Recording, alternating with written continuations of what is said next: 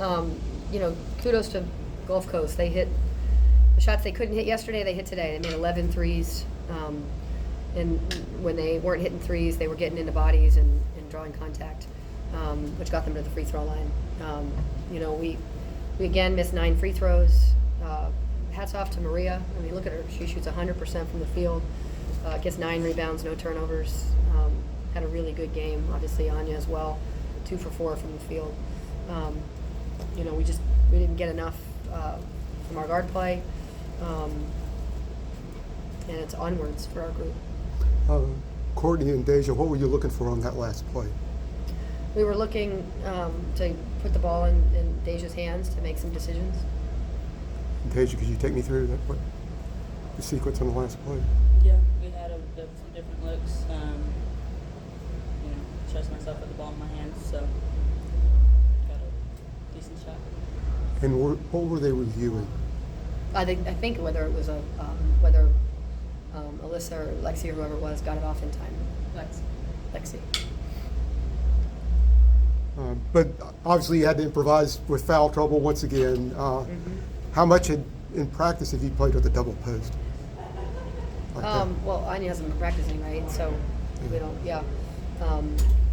It's not necessarily about that. They were driving at bodies, and I don't know how you can guard if you can't maintain your position, right? So they would just kind of drive at you and get a foul. So that was tough for our guys. Yeah. Maria, you had great scoring at 22 points. Like Coach mentioned, didn't miss a shot. I heard a couple times, your bench kind of yelling out to Maria, do this, do that. You were following directions, obviously. How do you feel like you're, growing more comfortable on the offense? I would say just knowing what my teammates need from me, working for positioning is something that we work on in practice, feeding the post, making sure I get touches, and just knowing that from yesterday I wanted to improve, a step up, in my position. So I feel like over time I've been getting more comfortable in the post, finishing, working on that. So get together. Coach, with the way the shooting had been the past 2 games, was there more of an emphasis to get more touches inside for her and everybody else? I think we just felt like we had an advantage there. I knew Maria didn't play as well as she would have liked, and so, it is close. There are shots that are closer to the basket, but also she's a really good player, and they didn't have necessarily the shot blocking that they could have. So we expected her to have a big night. Coach, what's your challenge of preparing for a team that runs such a unique offense like FGCU with, especially with the short turnaround? Yeah, for sure. Yeah, it was. I thought our guys, for the most part, we guarded them okay. They, like I said, they made some threes that they really haven't been making. And then when they drove at your hips, I'll have to look at it more closely on how all those were fouls. I feel like every time they drove at your hip, it was a foul, right? And so put our guys a little bit in jail on that. But they've always been they've been a good team.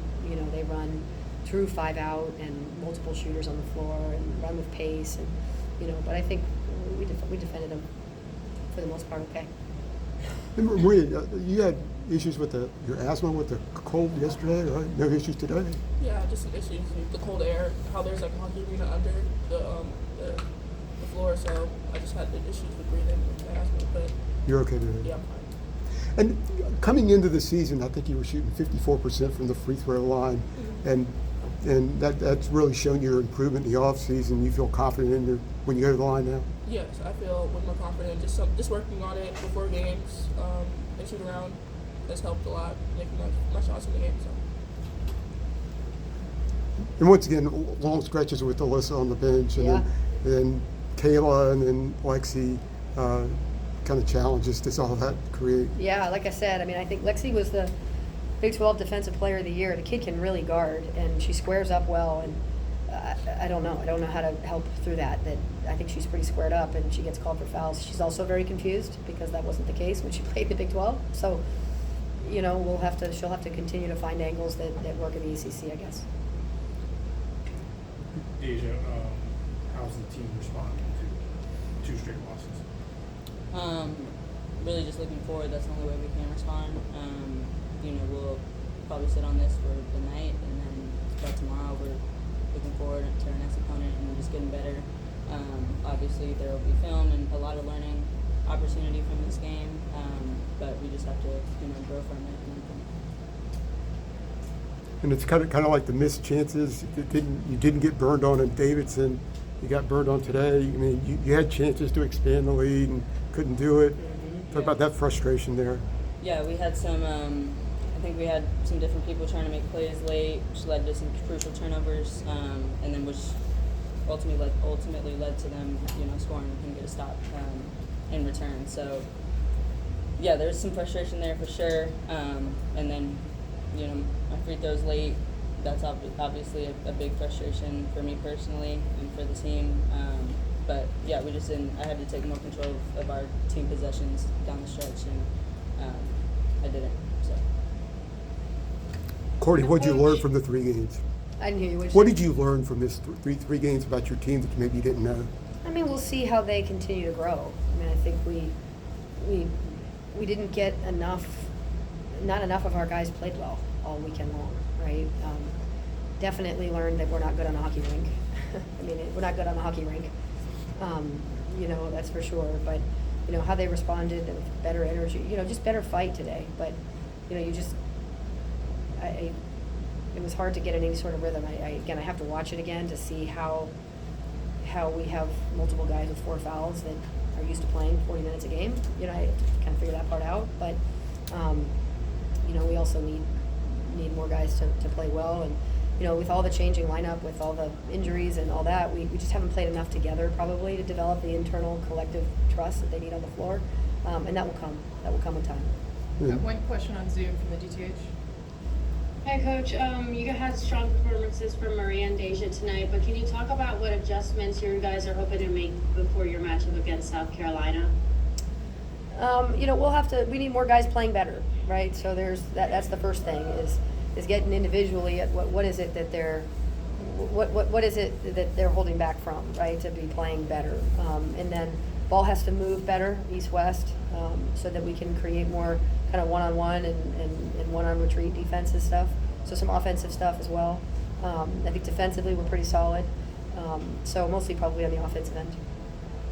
Thank you. Of course. Thanks. Can you speak to the obviously monumental challenge you faced in the next game? Yeah, opportunities and how we approach it. That's a game that we've been excited about. I know Carolina as a community's been really excited about it, to be able to host a team that's had such a strong hold on our game for the last few years. You come to Carolina for competitive opportunities, right? And I give hats off to our community that game sold out before it even went on sale. And so there's a lot of energy for this program right now, and we have to rise to that. We have to rise to that. We've earned it, but we have to rise to it. And these are all kids I've chosen, and so I know they'll continue to get better. You don't win, you don't win this thing in November. You just, as long as you grow from it, then it's all helpful. You'd rather learn through winning, but that's not always the way life works. Thanks, Paul. Thank you. Thanks.